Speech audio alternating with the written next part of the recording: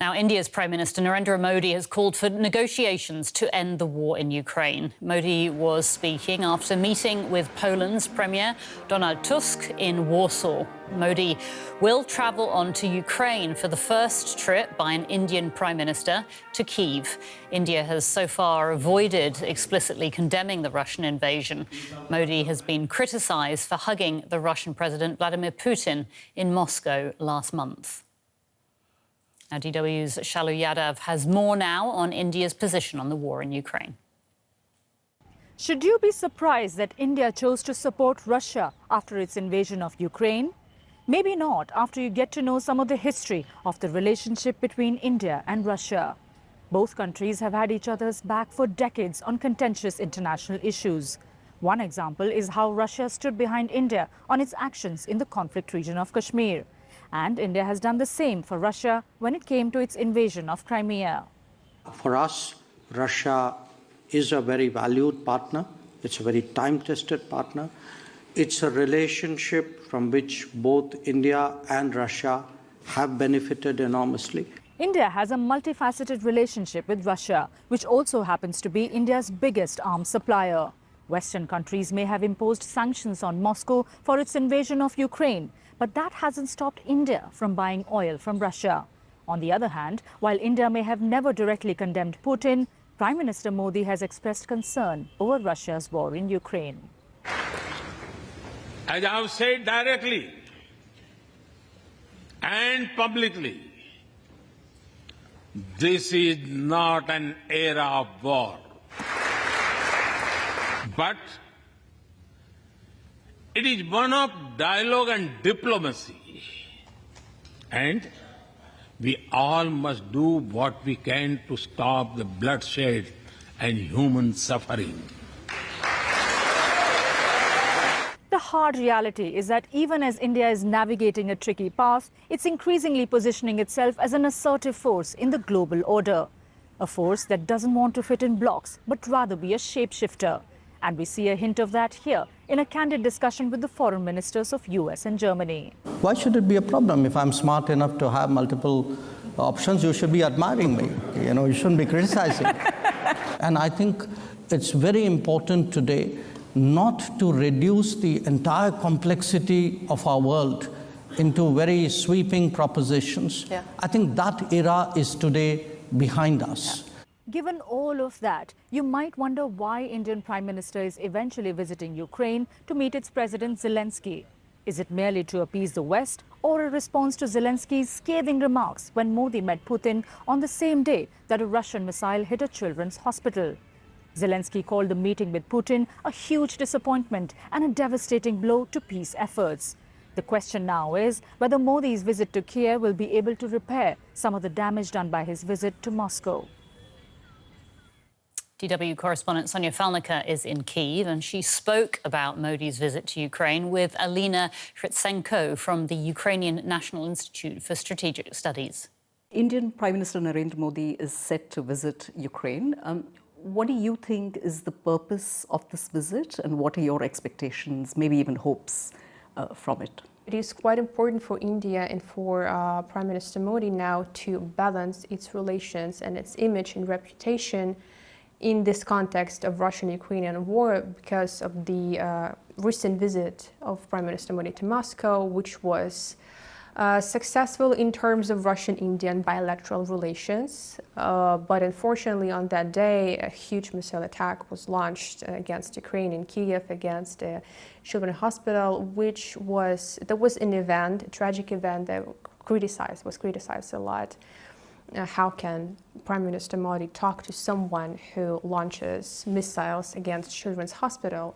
So it is quite important for him now to balance that criticism and to prove that India is neutral genuinely and is ready to speak to both sides of the conflicts, both Russia and Ukraine. And India is not trying to become more pro-Russian, so to speak, or pro-Ukrainian. This is India that is trying to prove its neutrality. And also, since the visit combines two countries, Poland and Ukraine, this is sort of also a symptom of the changing Indian foreign policy, that India is now opening Europe to itself and opens India to Europe, plus the current openings of new embassies in the Baltics. This is also a symptom of this changing and re-evaluation of its foreign policy. And how do you think Ukraine is viewing this visit? What do you think the Ukrainian government's expectations are from India, from this visit, from Modi? Well, the visit itself is extremely important.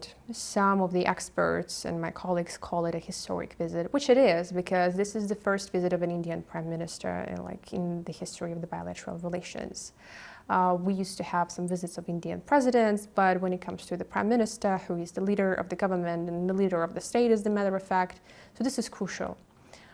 I do not have radical expectations or hopes, because I believe that India's rhetoric would be confined and refined also. It is important for Ukraine because India, which presents itself as a voice of the Global South, as a leader of a Global South, is viewed as a gate to those regions for Ukraine. And India's example can potentially demonstrate to other countries of the Global South that it is how important it is to reach Ukraine, to deal with Ukraine, and to regulate Russian-Ukrainian war, as a matter of fact. It is also an important demonstration of that it is not politically vulnerable to have this communication with Ukraine. And it is also crucial for Ukraine because we are getting ready for the second peace summit. And we are hoping that we could potentially gather more countries from Latin America, Africa, and Asia as well. And India could potentially set that example and set the trend to other Global South countries as a leader of those regions. There has been a lot of talk about India maybe playing a mediating role in any kind of potential peace process between Russia and Ukraine. Now, the Ukrainian Foreign Minister, Dmytro Kuleba, he was in Delhi in March. He called on India at the time to play a more active role. Do you think India is well placed to play this kind of role as peacemaker? It seems to be so. When Minister Kuleba visited New Delhi, he made a very important statement that President Zelensky's peace formula is sort of a menu with different points, and different countries could choose different points if they're ready to help Ukraine implement those. There are several points that sort of have like global scale, not just deals with the context of Russian-Ukrainian war, but has a global impact, like nuclear security, ecological safety, food security as well. And those all are the points that India should be interested in joining to implement, because India presents itself as one of the major powers currently that, like on the same level as China, as the United States of America, and other major powers. So India should be interested in joining to implement those specific points. When it comes to the mediating, there are also several points in President Zelensky's peace formula that deals with negotiating about bringing Ukrainian kids back that were forcefully deported to Russia during this war. Also prisoners of war. So those are also points that India could potentially play a very important role, because India is one of those few countries that has direct communication both with Ukraine and Russia. When it comes to negotiating and mediating processes, it is important to understand that Russia is not ready to communicate with everybody. Russia is not ready to communicate with Europe or the United States. So India, as a gate, not just as a gate to Global South, it can play that very important role in communicating indirectly with Russia, because those are the questions that are of vital importance to Ukraine, because as President Zelensky states, every single life is important and life is a prior value to Ukraine. So when it comes to bringing children back, when it comes to bringing prisoners of war back, this is when India actually has power, enough power to do that, to mediate, to negotiate, because Narendra Modi has quite trustworthy relations with Putin directly, so that could potentially influence a lot and bring a lot of advantage, actually. Is India really a neutral player here, because it has historical ties with Russia?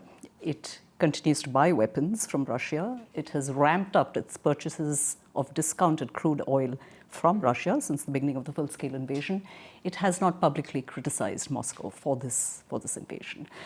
How do you explain Ukraine's position given all this? We have recently understood that there are certain foreign policy traditions, first and foremost, in different global southern countries. Second of all, it is also important to respect those traditions. When it comes to India, India actually does pretty much the same thing as Ukraine does. It puts its own national interest first. So India first, when it comes to buying crude oil, it is India's energetic security, it's national security, it's India's national interests first. And neutrality, as Minister for Foreign Affairs of India, Subramanyam Jaishankar stated, neutrality is a sovereign right of any country. So we just have to embrace that fact that a lot of countries of the global south are neutral, distant, are ready to communicate with both sides, with Russia, with Ukraine. The fact that a lot of different countries of global south, India first and foremost, have such friendly ties with Russia stems from the fact that we, over these last 30 years, more than 30 years since Ukraine gained its independence, we have not been communicating properly with these countries. We did have, and we still do have, a pyramid, a prioritization of our foreign policy directions and vectors, and the Western vector, the Western direction used to be on top of that pyramid, which is understandable because Ukraine is a European country that aspires to join the European community, NATO, but unfortunately we have been sometimes neglecting other vectors of our foreign policy.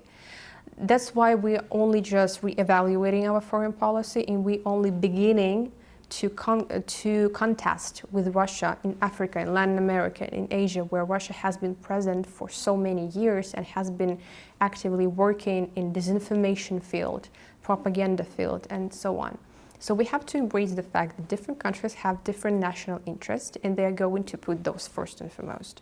So we have to just deal with the fact that we cannot impact in any way, we cannot influence in any way, and we cannot force India to stop dealing with Russia, communicating with Russia, buying crude oil from Russia, because this is their national security, as a matter of fact. But we also have to be aware that India is here, is ready to communicate with Russia, is ready to communicate with Ukraine. Alina, thank you so much for taking the time. Thank you.